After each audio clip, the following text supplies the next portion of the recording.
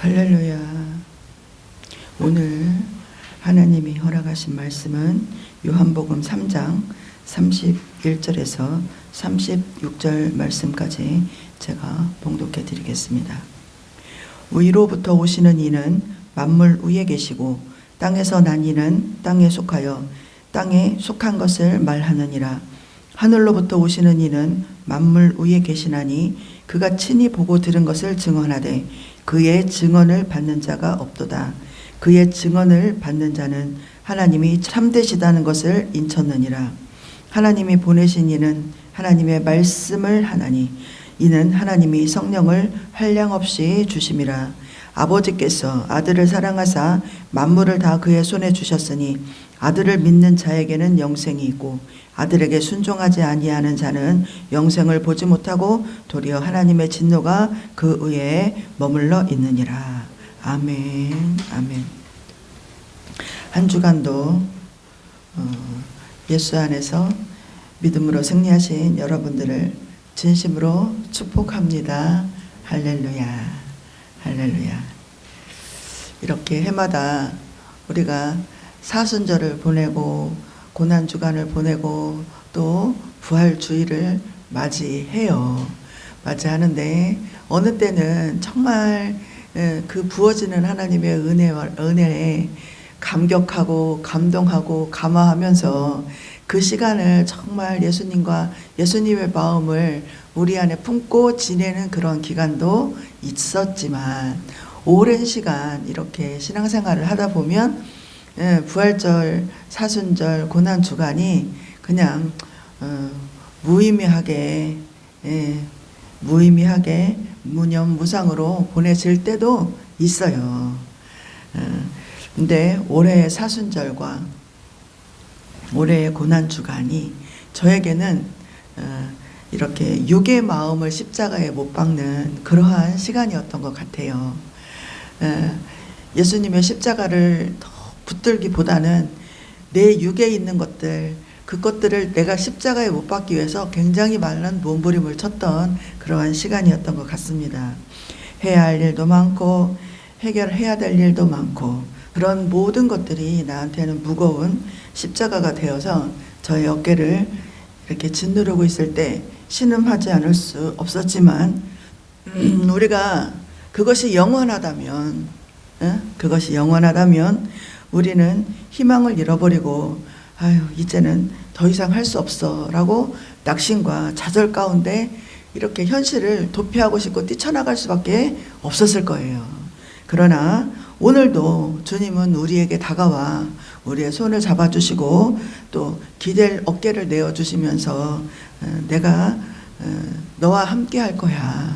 나의 눈물을 닦아주시면서 슬퍼하지 마. 너에게는 좋은 미래가 있을 거야. 이렇게 위로와 힘을 날마다 공급해 주시는 것들을 느낄 수 있었습니다. 정말 우리에게 오늘이 끝이 아니고 미래가 있음을, 정말 내일이 있음을 알게 하고 느끼게 하는 그러한 소중한 시간이 아니었나 싶습니다. 예수님은 마가복음 8장 31절에 인자가 많은 고난을 받고 장로들과 대제사장들과 서기관들에게 버림받아 죽임을 당하고 사흘 만에 살아내야 할 것을 비로소 그들에게 가르쳐 주셨습니다.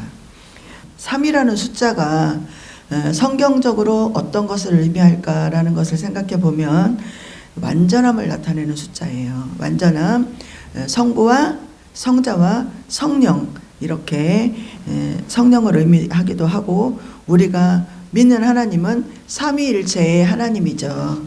그래서 모든 일에는 시작이 있고 또 진행 과정, 중간 과정들이 있고 또 끝이 있다. 그래서 알파와 오메가가 되시는 하나님을 이 삼에 비유하기도 합니다. 또 이렇게 반복해서 강조를 할 때 3이라는 숫자를 써요. 어떤 때 이야기를 하냐면 이사야 6장 3절에 보면 거룩하다 거룩하다 거룩하다 만군의 여호와여 그의 영광이 온 땅에 충만하도다. 이렇게 3번 이렇게 강조를 할 때 에레미야 7장 4절에 보면 너희는 이것이 여호와의 성전이라 여호와의 성전이라 여호와의 성전이라 거짓말을 믿지 말라. 이렇게 3번이나 또 이야기했던 일도 있고요. 에스겔서 21장 27절에 내가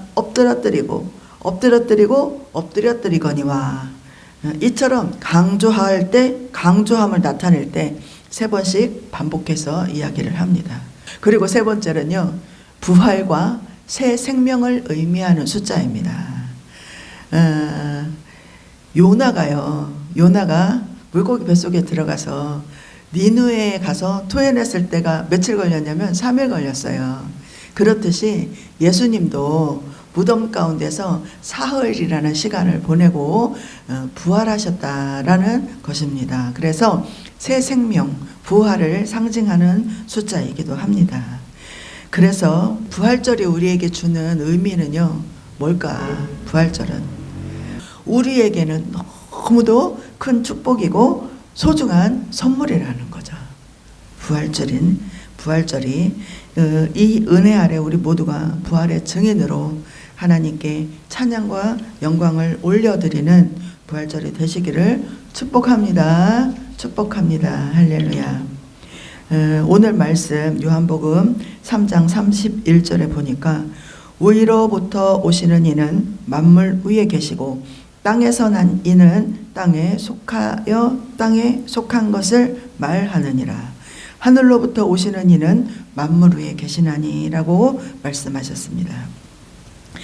창세기의 말씀에 위로부터 계시는 하나님, 하늘에 계신 하나님이 이 땅을 볼 때 뭐가 있었어요? 어둠이 있었고 흑암으로 덮여가지고 아무것도 없었잖아요. 아무것도 존재하지 않는 이 땅에 하나님이 결정을 하셨어. 뭘 결정했냐? 이 땅에 생명을 주겠다라고 결정을 하신 거예요. 그래서 빛과 어둠을 나누시고요. 물과 물을 나누어서 궁창을 만드시고요. 또 땅과 바다를 만드시고요. 그 후에 또 뭐를 만드셨죠? 풀과 꽃과 나무, 생명으로 자라날 수 있는 식물들을 만드시고 또 뭐를 만드셨죠? 동물들을 만드셨어요. 생물들, 온갖 짐승과 물고기와 이런 것들을 또 만드시고 그 다음에 또 사람을 만드셨어요. 사람을 만드셨는데 이것들을 만들어 놓으시고 하나님은 뭐라고 말씀하셨어요? 보기에 좋았더라. 보기에 좋았더라. 보기에 너무 좋았어요. 보기에 너무 좋았는데 그 좋은 환경, 우리가 바라잖아요. 좋은 환경, 좋은 것을 먹고 좋은 것을 취하는 것을 너무 좋아하잖아요, 우리는. 그런데 하나님의 그 좋은 환경, 좋은 것들을 다 주셨음에도 불구하고 채 1세대가 지나기도 전에 아담과 하와가 죽고 다음 세대가 태어나기도 전에 뭐가 들어왔어요? 사단으로 인해서 죄가 들어왔다는 거죠. 사단으로부터 죄가 들어오니까 어떻게 됐어요? 그 좋은 것들을 유지하지 못해요. 그 좋은 것들로부터 쫓겨나는 형벌을 받게 돼요. 그 좋은 것들을 내 것으로 온전히 삼지 못하는 안타까운 일이 발생을 하게 되었다라는 이야기입니다. 우리가 하나님 한절이 부르짖어서 아무리 좋은 것을 취하여도 죄가 우리 가운데 들어와서 하나님이 나를 부를 때 하나님 내가 부끄러워서 숨어야 돼요 라고 이야기를 한다면 그것들을 취할 수 있는 자격이 주어지지 않는다라는 거예요. 하나님이 부를 때 하나님 내가 여기 있어요. 하나님 저를 부르셨어요. 하나님 저 여기 있어요 라고 이야기하는 사람이 되어야지 그것들을 취할 수 있는 자격이 생기고 그것들을 누리고 살아갈 수 있는 힘과 에너지가 생긴다라는 이야기죠. 할렐루야, 할렐루야. 하나님이 보시기에 좋았더라 하는 땅에서 죄로 인하여서 하나님의 영광을 가리고 창조자의 뜻에 합당하지 못한 그러한 그릇이 우리는 되어버리고 말았습니다. 땅에서 난 사람, 땅에 속한 사람, 그리고 하늘로부터 오시는 이는 만물 위에 계신 분이라고 말씀하셨습니다. 땅과 하늘이 대조적으로 비교가 되죠. 그게 두 공간, 즉 하늘의 공간과 땅의 공간을 이야기하고, 땅에서 사는 사람과 하늘에서 사는 사람의 존재가 다르다라는 것에 대해서 이야기를 하고 있는 내용입니다. 땅에 속한 것이 있는데 땅의 차원으로 생각을 하고요. 땅의 것을 바라보고 있기 때문에 땅의 이야기를 해요. 당연하죠. 보이는 것이 땅의 것이고, 들리는 것이 땅의 것이고, 생각하는 것이 땅의 것이다 보니까 입에서 나오는 것도 땅의 것을 이야기합니다. 그런데 세상의 모든 인간은 땅으로부터 나서 땅에 속해서 살다가 땅에서 묻히게 돼요. 근데 땅은 여기서 어떤 거를 의미하냐? 땅은 하늘의 것, 위의 것을 인지하지 못하는 것을 땅의 것이라고 비유를 해요. 그러므로 땅에 속해서 사는 사람은 땅의 차원에서 생각을 하고 땅에 속한 것만 말할 수밖에 없다라는 거죠. 근데 요한복음 3장 이렇게 전반부에 예수님과 누가 만나요? 니고데모가 만나죠. 또 지금 이 말씀 후반부에는 누구냐면 세례 요한에 대해서 이야기를 해요. 그러면 니고데모는 어떤 사람이냐? 유대 종파들 중에서 모세의 율법을 철저히 준수했던 바리새파 사람이었다는 거, 그리고 유대 정치와 종교의 최고 결정기관인 사내들인 공회원이었다는 거, 또 그는 사회적인 지위와 학식과 인품과 연륜이 가장 으뜸가는 지도자였다라는 거, 니고데모에 대해서 우리가 지난 시간에 들었습니다. 그리고 세례 요한은 일찍이 광야로 나가가지고 금욕 생활도 하고, 또 이스라엘 백성들에게 메시아가 오실 것이다, 천국이 도래할 것이다, 너희들은 회개하라, 천국에 가까워왔다, 이렇게 이야기를 하고 예수님에게 세례를 베푼 그러한 선지자였어요. 그 유대인들에게 존경을 받을 만한 자이고, 또 그 회개가 모범이 될 만한 자들이라는 거죠. 그런데 이 요한복음 3장은 하늘로부터 오신 예수라는 거에 대해서 이야기를 해요. 예수님은 하늘로부터 왔다. 하늘로부터 왔는데 위로부터 오는 이는 만물 위에 계시고 땅에서 난 이 곧 예수 그리스도의 인격과 사역에 대해서 이제 예견을 하는 거예요. 이분은 땅에서 났지만 하늘로부터 왔다. 그래서 이분은 하나님의 아들임과 동시에 이 땅에서 난 사람으로서의 사명을 감당할 것이다. 그 사역을 감당할 것이다 라는 그러한 말을 하는 거죠. 근데 이 두 사람이 그 말의 속뜻을 알아들어요? 못 알아들어요? 못 알아들어요. 어떤 사람이 딱 와가지고 나는 하늘로부터 온 자야. 나는 너희를 위해서 이 땅에 왔어 라고 누군가가 와서 이야기한다면 우리가 그 말을 들을까요? 못 들을까요? 못 들어요. 너 이단 아니야 부터 시작해가지고 온갖 질문과 온갖 의심과 온갖 편견을 가지고 우리는 그 사람을 대할 거예요. 이제도 마찬가지. 어느 날 예수라는 사람이 딱 나타나가지고 나는 하늘로부터 왔어, 나는 하나님의 아들이야, 아버지로부터 보냄을 받았어, 이렇게 얘기를 하니까 아무도 믿어주지 않는다는 거죠. 니고데모는 사회적인 엘리트였으나 그 사람은 거듭나는 거, 중생의 도리와 하늘의 일을 이해하지 못했다는 거죠.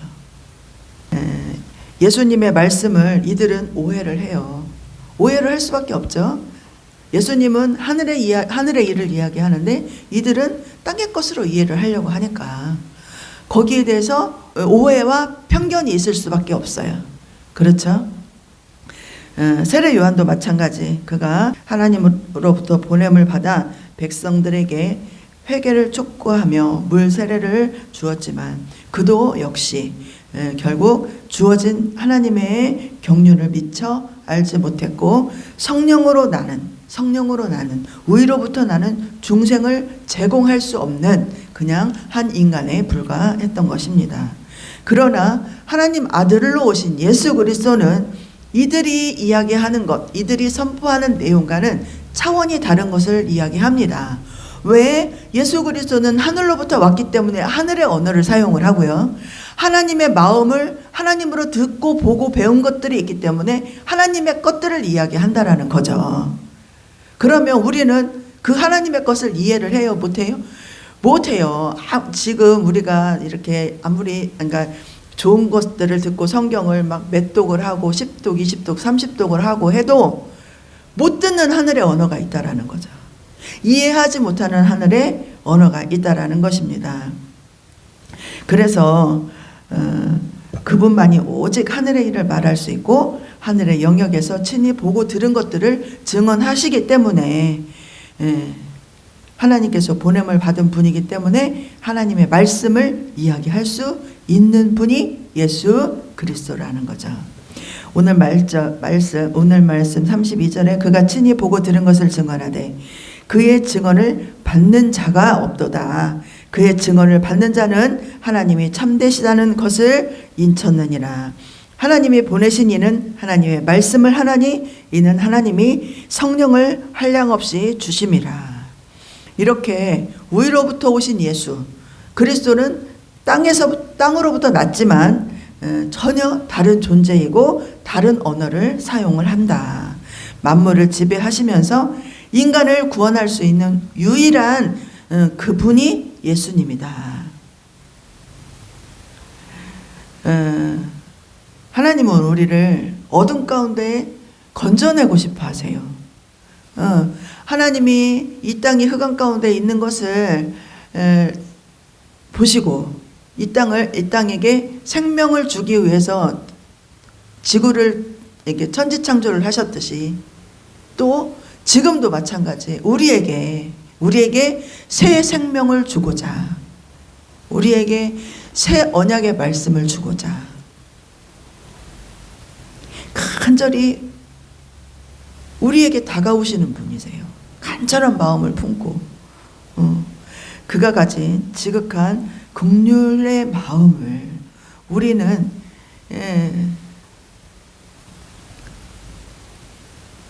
우리가 정말 1000분의 1, 10,000분의 1이라도 알았으면 좋겠어요. 알고 느낄 수 있었으면 정말 좋겠어요. 그래서 어둠에 속하지 말라고, 땅에 속하지 말라고, 너희는 하늘에 속한 자가 되라고 성령을 주시고 약속의 말씀을 주셨어요. 이때 당시에 니고데모도 알지 못했고 또 세례 요한도 알지 못했던 그 마음을 지금 우리는 알 수가 있어요. 무엇으로 인하여서? 성령으로 인하여서 그리고 사람의 땅의 말을 하고 땅의 생각을 하고 땅의 것들로 판단했던 것들을 우리는 하늘의 것으로 하늘의 말을 하고 하늘의 생각을 하고 하늘의 마음을 품을 수 있는 것은 뭐예요? 성령이 우리에게 그러한 마음을 주시니까 우리는 땅에 속한 자가 아니라 하늘에 속한 자로 살아낼 수 있다라는 거죠. 그러면 다시 한번 물어볼게요. 우리 안수 집사님 땅에 속한 자예요? 하늘에 속한 자예요? 그렇죠. 땅에 살지만 우리는 하늘에 속한 자로 하늘의 말을 하고 하늘의 생각을 하고 하늘을 바라보고 사는 사람들이라는 거죠. 그렇게 위로부터 오신 예수 그리스도는 땅으로부터 난 사람들과는 전혀 다른 존재다. 그렇듯이 우리도 땅에서 살아가지만 땅에 속한 자가 아니라 하나님께 속한 자이기 때문에 전혀 다른 존재로 살아갈 수 있다는 거예요.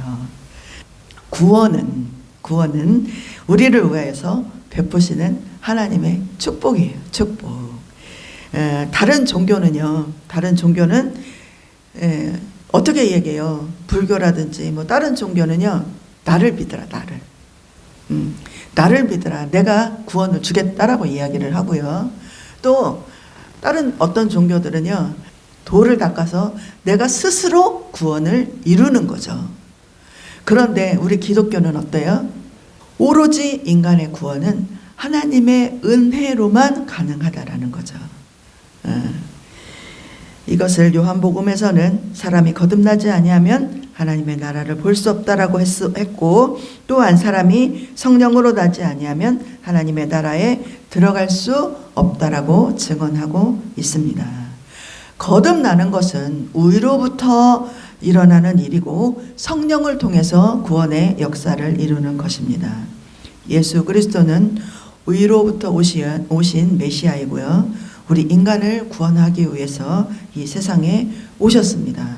가장 낮은 자리 말구유에서 탄생하셨고, 그는 육신을 입어 이 땅에 오셨지만 만물을 창조하시고 만물을 그 안에 품으신 하나님의 아들로 오셨습니다. 하나님의 아들의 죽으심을 통해 모든 인류의 죄값이 다 속량이 되었어요. 내가 사형에 처할 처지에 놓여 있다가 그 죄를 탕감을 받았어. 그러면 이 사람은 제2의 인생을 사는 거잖아요. 그러면 이 사람에게 아까울 것이 뭐가 있어? 돈이 아깝겠어요? 목숨이 아깝겠어요? 생명이 아깝겠어요? 아니에요. 내 모든 것을 다 줘도 아깝지 않아. 그렇게 하나님 앞에 헌신하며 달려간다라는 거죠. 그런데 우리는 어떻게 해야 되냐? 비록 내가 조금 탕감을 받았다 할지라도 지옥 갈 생명이었잖아. 나는 죄인이기 때문에. 지옥 갈 생명이었기 때문에 그 죄를 탕감받은 것은요, 내 목숨도 아깝지 않다라는 거죠. 그러면 어떻게 살아야 되냐? 어떻게 하나님의 말씀 앞에 나가야 되며 어떤 증인으로 살아야 되냐? 내가 돈이 많다고 해서, 내가 부를 이루었다고 해서, 내가 가진 것이 많다고 해서 자랑할 게 없다라는 거죠. 예? 자랑할 게 없다라는 거예요. 이 마음이요, 우리가 주님의 나라 가는 그날까지 있었으면 좋겠어요. 우리가 구원을 이루는 것에 가장 중요한 엑기스의 역할을 하는 것이 믿음이에요. 믿음인데 본문 36절에서 이 믿음에 관하여 말씀을 하고 있습니다. 아들을 믿는 자는 영생이 있고 아들을 순종치 아니하는 자는 영생을 보지 못하고 도리어 하나님의 진노가 그 위에 머물러 있느니라 라고 말씀하고 있습니다. 하나님의 관점은요, 잘 살고 못 살고, 또 이쁘고 안 이쁘고, 또 아프고 안 아프고, 이런 관점이 아니야. 하나님의 관점은 어떤 관점이냐? 아들을 믿느냐 안 믿느냐. 너희들의 죄를 대속하기 위해 아들을 보냈는데 이 아들을 믿느냐 안 믿느냐. 그것이 하나님의 관점이라는 거죠. 그 아들에게 순종하는 자와 불순종하는 자들이 있다. 믿는 자와 믿지 않는 자는 각각 영생과 하나님의 진노라는 상반된 운명에 처해지게 돼요. 그래서 믿는 자는 영생을 준비하고 미래를 완전하게 준비하는 사람들이에요. 그러나 영생은 또한 이렇게 우리가 하나님 나라에 가서만 영생을 누리는 것이 아니라 지금 이 땅에서도 영생을 누릴 수 있다는 거죠. 이 땅에서 하나님의 영광을 보고 하나님의 것들을 바라보고 하늘의 것을 생각하고 하늘의 것을 말하고 하늘의 것을 누리면서 사는 거, 그것이 그러니까 죽어서 영생을 가는 것이 아니라 지금도 우리가 영생의 축복을 누릴 수 있다는 거예요. 그런데 반대로 하나님의 진노 역시 마찬가지예요. 죽어서 뭐 하나님의 진노 아래 머무는 건 당연하고 이 땅에서도 그 하나님의 진노를 겪어내야 된다는 거죠. 이 땅에서도 그 진노가 끊이지 않는다라는 거예요. 다시 말하면 영생과 하나님의 진노는 모든 미래적인 것이기도 하지만 현재적인 것이기도 하다. 요한은 그의 복음서에서 처음부터 이 세상 사람들의 불신앙에 대해서 고발을 하고 있습니다. 사람의 생명이 되시며 빛이 되시는 그리스도께서 빛으로 어둠을 비추셨으나 어두움이 그것을 깨닫지 못하였으며 라고 말씀했고, 이 세상을 창조하신 그리스도께서 자기 땅에 왔으나 그 백성이 그를 영접하지 아니하였다라고 고발하고 있는 것입니다. 그러나 영접하는 자, 곧 그 이름을 믿는 자들에게는 하나님의 자녀가 되는 권세를 주셨다라고 선언하고 있는 것입니다. 그렇습니다. 땅에 속한 자, 땅의 것을 보고 땅의 것을 이야기합니다. 하늘에 속한 자는 하늘의 영광을 보고 하늘의 것을 생각합니다. 그 통로가 되어주신 분이 바로 예수 그리스도이신 것입니다. 오늘 부활절 완전한 승리를 이루신 예수 그리스도를 통하여서 하나님이 얼마나 우리를 사랑하여 주시고 또 축복해 주시기를 원하시는지 마음으로 느낄 수 있기를 원합니다.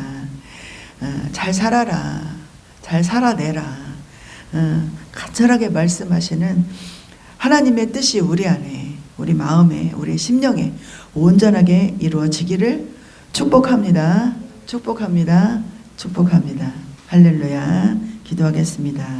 하나님 감사합니다. 세상의 빛으로 오신 예수 그리스도, 우리가 그 빛을 외면하고 그 빛을 십자가에 못 박았습니다. 그런 어리석음으로 행했던 모든 죄악을 주님 용서하여 주옵소서.